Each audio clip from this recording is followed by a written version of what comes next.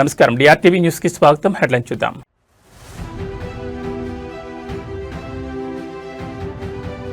ఇవాళ ఢిల్లీకి సీఎం రేవంత్ రెడ్డి కేంద్ర మంత్రులతో కీలక భేటీ.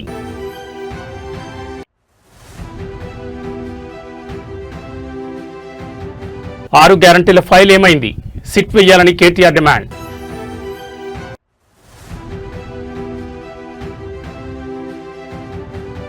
బీఆర్ఎస్ సంచలన నిర్ణయం, పైలట్ రోహిత్ రెడ్డికి షోకాజ్ నోటీస్.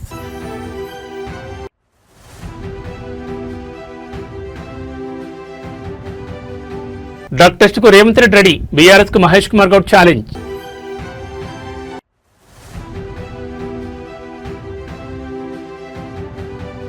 కరీంనగర్ సిపి జలసాలు ఎక్కువయ్యాయి, ఎమ్మెల్యే కౌశిక్ రెడ్డి తీవ్ర ఆరోపణలు. ఇక డీటెయిల్స్ చూస్తే అసెంబ్లీ బడ్జెట్ సమావేశాల వేళ తెలంగాణ ముఖ్యమంత్రి రేవంత్ రెడ్డి ఇవాళ దేశ రాజధాని ఢిల్లీకి వెళ్లనున్నారు. మధ్యాహ్నం తర్వాత హైదరాబాద్ నుంచి ఢిల్లీకి పయనమవునున్న ఆయన ఈ పర్యటనలో పలువురు కేంద్ర మంత్రులతో సమావేశం కానున్నారు. ఈ భేటీలో రాష్ట్రానికి సంబంధించిన పెండింగ్ నిధులు, విభజన హామీలు, కొత్త ప్రాజెక్టుల అనుమతులపై సీఎం చర్చించనున్నారు. ఇప్పటికే గత పర్యటనలో హోంమంత్రి అమిత్ షా వంటి కీలక నేతలను కలిసిన రాష్ట్ర భద్రత, ఐపీఎస్ అధికారుల సంఖ్య పెంపుపై చర్చించిన సీఎం తాజా పర్యటనలో మరికొన్ని శాఖల మంత్రులను కలిసి అభివృద్ధి పనుల విషయంలో వినతులు సమర్పించారు. ప్రస్తుతం అసెంబ్లీ బడ్జెట్ సమావేశాల సన్నద్ధత, ఇతర రాజకీయ పరిణామాల నేపథ్యంలో ఈ పర్యటన ప్రాధాన్యం సంతరించుకుంది. ఢిల్లీ పర్యటన ముగించుకుని సీఎం రేపు తిరిగి హైదరాబాద్ చేరుకునే అవకాశం ఉంది. అసెంబ్లీ బడ్జెట్ సమావేశాల నేపథ్యంలో BRS working president KTR Congress ప్రభుత్వంపై విమర్శల వర్షం కురిపించారు. ముఖ్యంగా ఎన్నికల సమయంలో ఇచ్చిన 6 గ్యారంటీలు మరియు వాటి అమలు తీరుపై ఆయన ఘాటు ప్రశ్నలు సంధించారు. ముఖ్యమంత్రిగా బాధ్యతలు చేపట్టిన రేవంత్ రెడ్డి 6 గ్యారంటీలపై తొలి సంతకం చేశారని, మరి ఆ ఫైల్ ఇప్పుడు ఎక్కడుందో చెప్పాలని కేటీఆర్ నిలదీశారు. ఆ ఫైల్ ఏమైంది? ఇటీవల ఎఫ్ఎస్ఎల్ కార్యాలయంలో జరిగిన అగ్ని ప్రమాదంలో ఏమైనా కాలిపోయిందా అని ఆయన వ్యంగ్యంగా ప్రశ్నించారు. తొలి సంతకం చేసిన ఫైల్ అదృశ్యం కావడంపై సమగ్ర విచారణ జరిపించాలని, దీనికోసం ఒక సిట్ వేయాలని ఆయన డిమాండ్ చేశారు. తొలి కేబినెట్ సమావేశంలోనే 6 గ్యారంటీలకు చట్టబద్ధత కల్పిస్తామని రాహుల్ గాంధీ చెప్పిన మాట ఏమైందని కేటీఆర్ ప్రశ్నించారు. గవర్నర్ తన ప్రసంగంలో 6 గ్యారంటీలకు చట్టబద్ధత కల్పించామని చెప్పడం పచ్చి అబద్దమని, ఇప్పటి వరకు ఒక్క గ్యారంటీ కూడా చట్టబద్ధత లేదని ఆయన మండిపడ్డారు. సౌందరరాజన్ గారు చేసిన ప్రసంగంలో ఒక్క మాట మీకు కోట్ చేసి వినిపిస్తాను అధ్యక్ష. ఆ రోజు గవర్నర్ గారు తొలి ప్రసంగంలో వారు చెప్పింది ఏమంటే, ప్రజా సంక్షేమం కోసం, ఇది గవర్నర్ గారు నేను కోట్ చేస్తున్నాను అధ్యక్ష, 6 గ్యారంటీలు ప్రకటించాం. బాధ్యతలు స్వీకరించిన వెంటనే ఇచ్చిన హామీలు, చెప్పిన మాటకు కట్టుబడి హామీలకు చట్టబద్ధత కల్పించే ఫైలుపై ముఖ్యమంత్రి రేవంత్ రెడ్డి గారు తొలి సంతకం చేయడం ఈ ప్రభుత్వం సంకల్పానికి, చిత్తశుద్ధికి నిదర్శనం. ఇది గవర్నర్ గారు ఆ రోజు 15 డిసెంబర్ 2023 నాడు చెప్పిన మాట అధ్యక్ష. ఇవాళ నేను ప్రభుత్వాన్ని సూటిగా అడుగుతా ఉన్నా అధ్యక్ష, మరి ఏమైంది ఆ సంకల్పం? ఏమైంది ఆ సంతకం? ఎక్కడ పోయింది ఆ చిత్తశుద్ధి? మరి సంతకం పెట్టినని మీరే చెప్తారు ముఖ్యమంత్రి గారు, గవర్నర్ గారు చెప్పారు, ఏదో ఆషామాషి వ్యక్తి కూడా చెప్పలేదు అధ్యక్ష. ఆ తర్వాత అధ్యక్ష 2024 గవర్నర్ ప్రసంగం అయిపోయింది, 25 అయిపోయింది, ఇప్పుడు 26 కూడా నిన్న అయిపోయింది అధ్యక్ష. మరి ఇన్నేళ్ళైనా కూడా సీఎం గారు సంతకం చేసిన ఆ ఫైల్ ఎక్కడ పోయింది అధ్యక్ష? 28 నెలలుగా గడిచిన ఆ ఫైలు ఎక్కడ మాయమైంది? కాకెత్తుకపోయిందా? లేకపోతే ఎఫ్ఎస్ఎల్ అగ్ని ప్రమాదంలో కాలిపోయిందా? లేకపోతే మరి విచిత్రమైన విషయం అధ్యక్ష, ఇది ఒక గవర్నర్ గారు చెప్పిన మాట కాదు, ఇది మీ బాస్ రాహుల్ గాంధీ గారు చెప్పిన మాట. తొలి క్యాబినెట్ లోనే 6 గ్యారంటీలకు చట్టబద్ధత కల్పిస్తాం. తొలి క్యాబినెట్, ఇప్పటికి నాకు తెలిసి ఒక 50-60 సమావేశాలు అయినట్టున్నాయి క్యాబినెట్. ఎక్కడ పోయింది అధ్యక్ష మరి తొలి క్యాబినెట్ లో 6 గ్యారంటీలకు చట్టబద్ధత అన్నమాట? ఇది కాదు అధ్యక్ష. అధ్యక్ష, క్యాబినెట్ సమావేశాలు ఇన్ని జరిగినాయి, మరి ఫైలు మాయమైంది అధ్యక్ష. ముఖ్యమంత్రి గారు సంతకం చేసిన ఫైలు, తొలి సంతకం, అది కూడా ఎక్కడో చాటుకు చేయలేదు అధ్యక్ష, బహిరంగంగా చేశారు. మొయినాబాద్ డ్రగ్స్ కేసు వ్యవహారంలో మాజీ ఎమ్మెల్యే పైలట్ రోహిత్ రెడ్డికి భారత రాష్ట్ర సమితి పార్టీ షాక్ ఇచ్చింది. డ్రగ్స్ వినియోగం జరిగినట్లు వస్తున్న ఆరోపణల నేపథ్యంలో పార్టీ క్రమశిక్షణ కమిటీ ఆయనకు షోకాజ్ నోటీస్ జారీ చేసింది. హైదరాబాద్ పరిసర ప్రాంతాల్లో జరిగిన ఒక సమావేశంలో మాదక ద్రవ్యాల వినియోగం జరిగిందని, ఆ సమయంలో రోహిత్ రెడ్డి అక్కడ హాజరై ఉన్నారనే మీడియా కథనాలను పార్టీ తీవ్రంగా పరిగణించింది. ఈ మొత్తం పరిణామాలపై 7 రోజుల్లోపు లిఖితపూర్వక వివరణ ఇవ్వాలని పార్టీ ఆదేశించింది. ఇలాంటి అక్రమ కార్యకలాపాలతో సంబంధం కలిగి ఉండడం పార్టీ విలువలకు, ప్రతిష్టకు విరుద్ధమని పార్టీ అధినేత కేసీఆర్ ఆదేశాల మేరకు ఈ నోటీస్ జారీ చేసినట్లు ప్రధాన కార్యదర్శి సోమ భరత్ కుమార్ పేర్కొన్నారు. తాజా పరిస్థితుల నేపథ్యంలో పార్టీ తుది నిర్ణయం తీసుకునే వరకు రోహిత్ రెడ్డి పార్టీ కార్యక్రమాలకు, అధికారిక సమావేశాలకు దూరంగా ఉండాలని స్పష్టం చేసింది. గడువులోపు సంతృప్తికరమైన వివరణ ఇవ్వని పక్షంలో ఎలాంటి ముందస్తు నోటీసు లేకుండానే పార్టీ రాజ్యాంగం ప్రకారం క్రమశిక్షణ చర్యలు తీసుకుంటామని హెచ్చరించింది. ప్రభుత్వం ఇప్పటికే ఈ కేసుపై సిట్ ఏర్పాటు చేసిన తరుణంలో సొంత పార్టీ కూడా రోహిత్ రెడ్డిపై చర్యలకు తీసుకోవడం రాజకీయ వర్గాల్లో హాట్ టాపిక్ గా మారింది.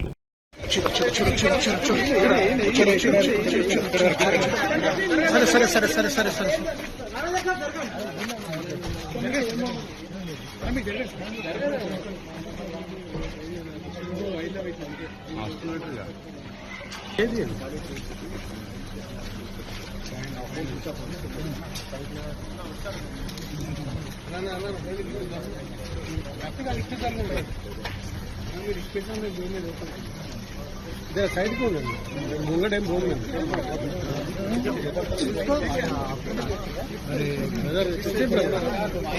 మీరు అడ్డం ఉంటే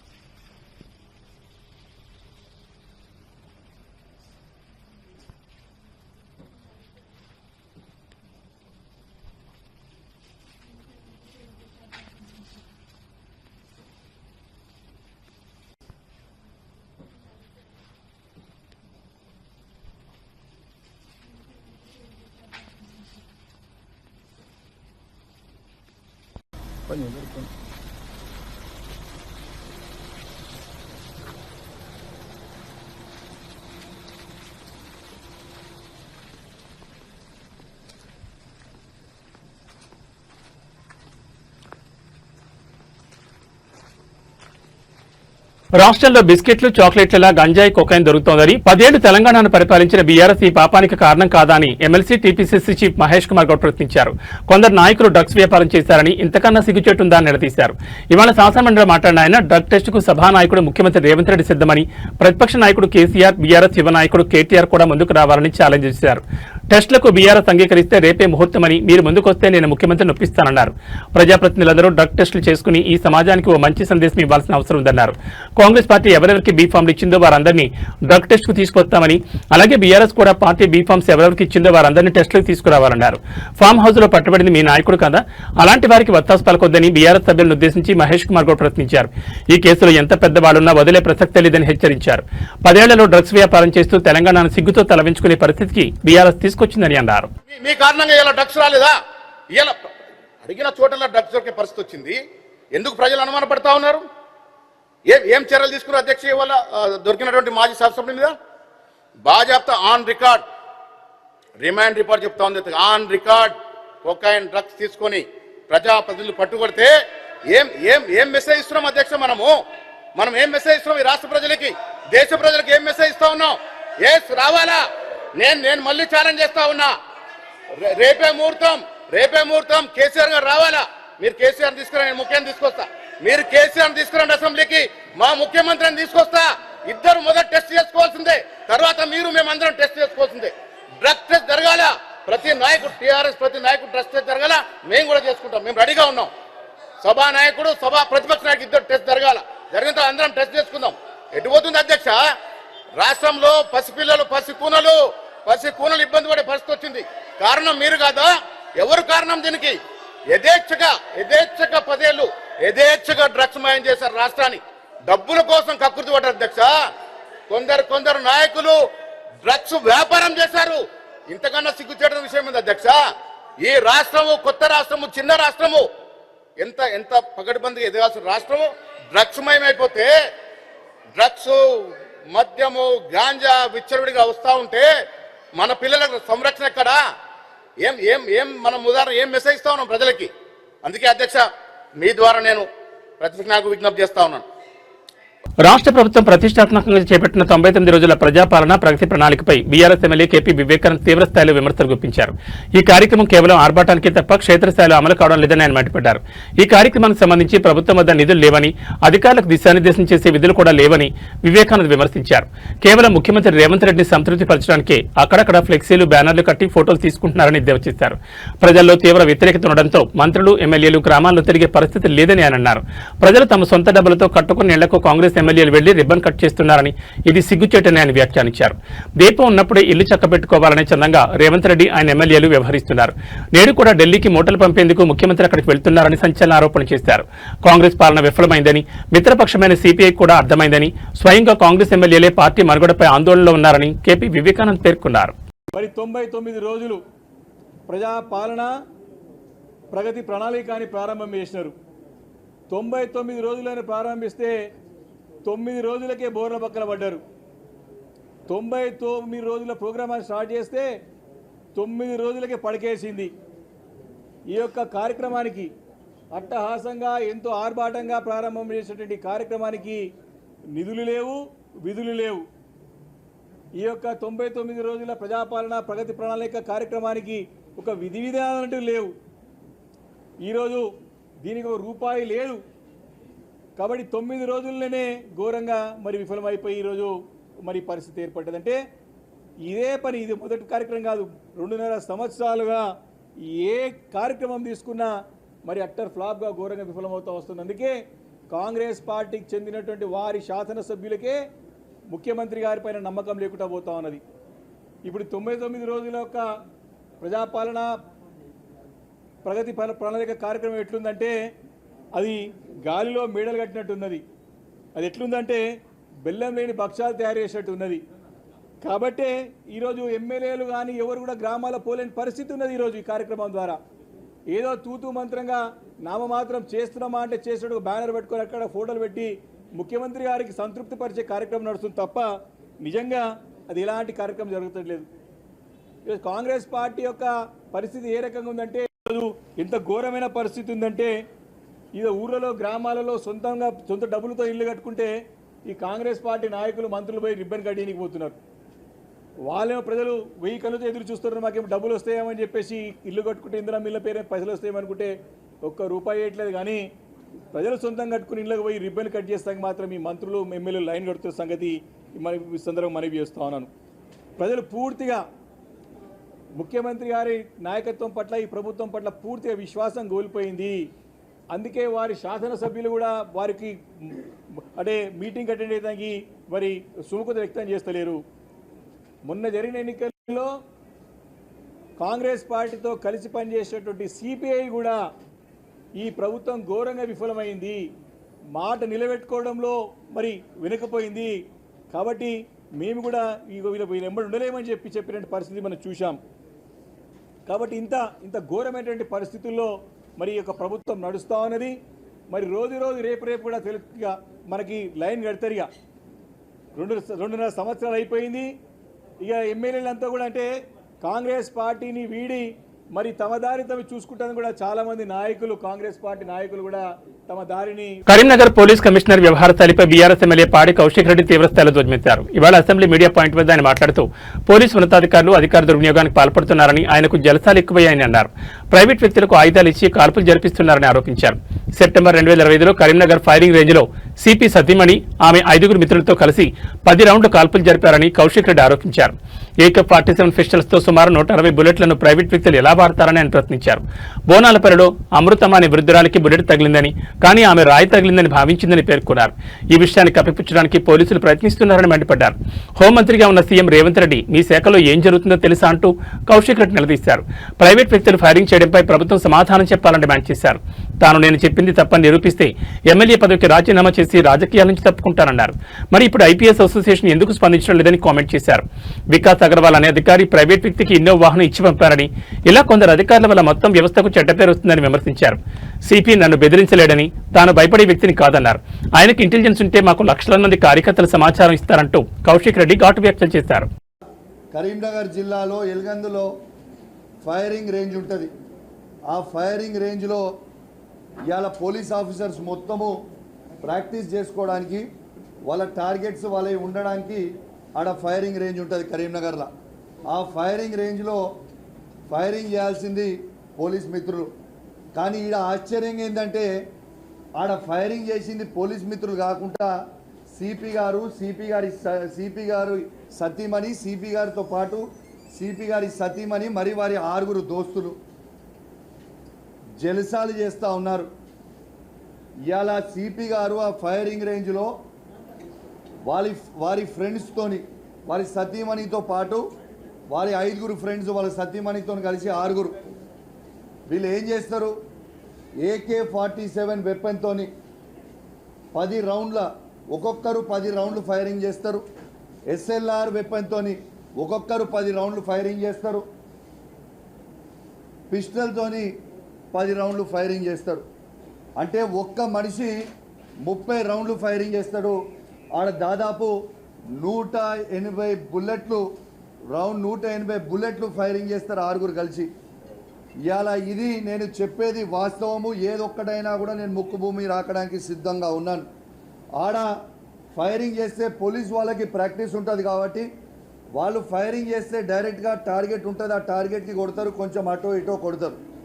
కానీ ఇక్కడ ప్రాక్టీస్ లేని వ్యక్తులు జల్సాల కోసం కొడుతారు కాబట్టి టార్గెట్ ఫైరింగ్ చేస్తే ఇవాళ బుల్లెట్లు ఈ ముసలమ్మకి బుల్లెట్ తగులుతుంది. తన పేరు చిత్తూరు జిల్లా గంగవరం మండల కేంద్రంలో ఓ సైకో సృష్టించిన బీభత్సం స్థానికులను హడరెత్తించింది. ఏకంగా పోలీస్ జీపుని దొంగిలించి ఆ వాహనంతో జనంపైకి దూసుకెళ్లిన ఘటన కలకలం రేపింది. స్థానికంగా తిరుగుతున్న ఓ వ్యక్తి అకస్మాత్తుగా పోలీస్ జీపును దొంగిలించి స్టార్ట్ చేశాడు. కళ్లు మూసి తెరిచేలోపు ఆ జీపుతో రోడ్డుపై ఉన్న వారిపైకి అతివేగంగా దూసుకెళ్లాడు. ఈ క్రమంలో ఒక ఆటోతో పాటు మరో 3 వాహనాలను ఈ సైకో బలంగా ఢీకొట్టాడు. ఈ దారుణ ఘటనలో 4 వ్యక్తులకు తీవ్ర గాయాలయ్యాయి. క్షతగాత్రులను వెంటనే చికిత్స నిమిత్తం ఆసుపత్రికి తరలించారు. సమాచారం అందుకున్న పోలీసులు నిందితుని వెంబడించారు. పోలీసులను చూసి భయపడిన ఆ వ్యక్తి వాహనాన్ని వదిలేసి సమీపంలోని చెరువులోకి దూకి తప్పించుకోవడానికి ప్రయత్నించాడు. అయితే పోలీసులు చాకచక్యంగా వ్యవహరించి అతన్ని పట్టుకున్నారు. ప్రస్తుతం నిందితుడు పోలీసుల అదుపులో ఉన్నాడు. ఈ ఘటనతో గంగవరం ప్రజలు ఒక్కసారిగా భీతిల్లారు.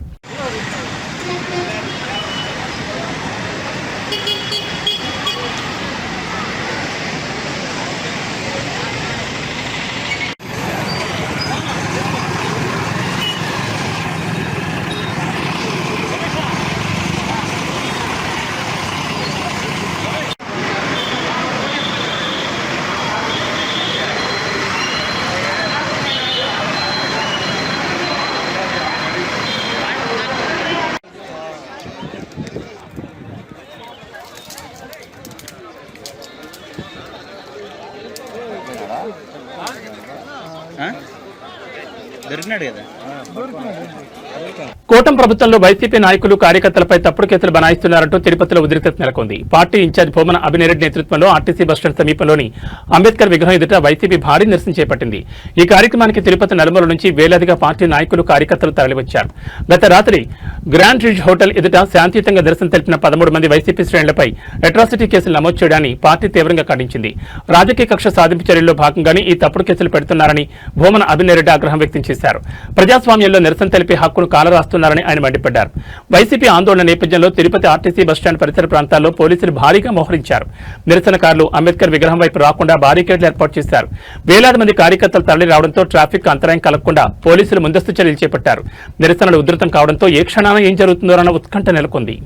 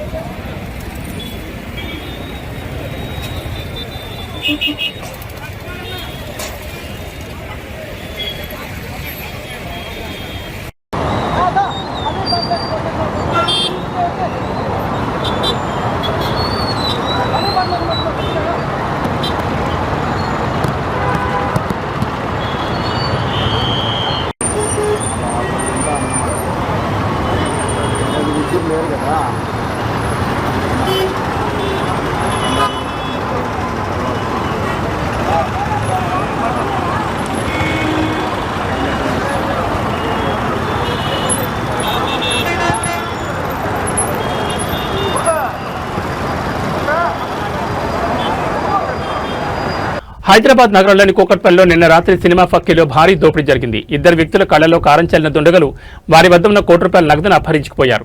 ఈ ఘటన ఏకంగా ఏసీపీ కార్యాలయానికి సమీపంలోనే జరగడం తీవ్ర కలకలం రేపింది. బహదూర్పురకు చెందిన ఎండి ఖస్రు, ఎండి అజీముద్దీన్ అనే ఇద్దరు ఏసీ మెకానిక్లు సోమవారం రాత్రి ద్విచక్ర వాహనంపై జీడిమట్లకు బయలుదేరారు. వారు గోల్డ్ డ్రాప్ ఆయిల్ కార్టన్ బాక్సులో కోటి నగదును తరలిస్తున్నారు. రాత్రి సుమారు 9:40 సమయంలో కూకట్పల్లి మెట్రో పిల్లర్ నెంబర్ 837 వద్దకు రాగానే 2 మోటార్ సైకిళ్లపై వచ్చిన 4 గుర్తు తెలియని వ్యక్తులు వారిని అడ్డగించారు.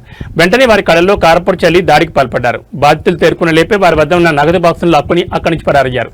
దాడిలో బాధితులకు కంటి సమస్యలు తప్ప తీవ్ర గాయాలు కాలేదు. బాధితుల ఫిర్యాదు మేరకు కూకట్పల్లి పోలీసులు కేసు నమోదు చేసుకుని దర్యాప్తు చేపట్టారు. ఈ దోపిడీ వెనుక హవాలా లావాదేవీలు ఉండొచ్చని పోలీసులు అనుమానిస్తున్నారు. నిందితులను పట్టుకునేందుకు 4 ప్రత్యేక బృందాలను ఏర్పాటు చేశారు. ఘటనా స్థలంలోని సీసీటీవీ ఫుటేజ్లను పరిశీలిస్తూ నిందితుల ఆచూకీ కోసం గాలింపు చర్యలు ముమ్మరం చేశారు.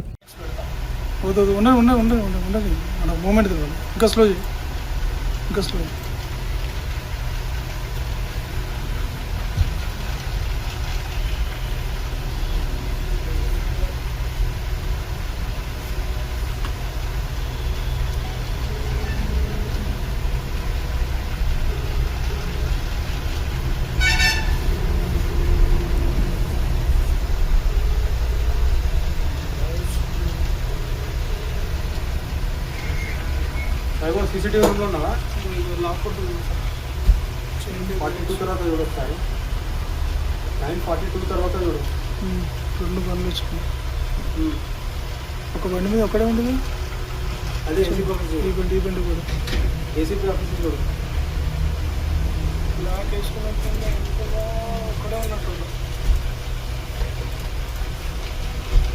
సిద్దిపేట జిల్లాలో నిన్న ఒక్కసారిగా వాతావరణం మారిపోయి భారీ వడగండ్ల వాన కురిసింది. ముఖ్యంగా అక్బర్పేట్, బొంపాలి మండలంలోని యనగుర్తి, బొప్పాపూర్ గ్రామాల్లో వడగండ్ల వాన బీభత్సం సృష్టించింది.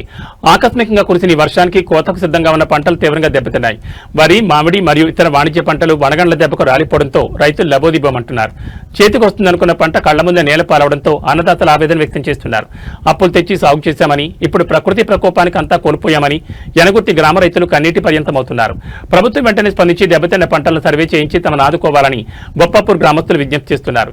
అధికారులు క్షేత్రస్థాయిలో పర్యటించి నష్టాన్ని అంచనా వేయాలని రైతులు కోరుతున్నారు.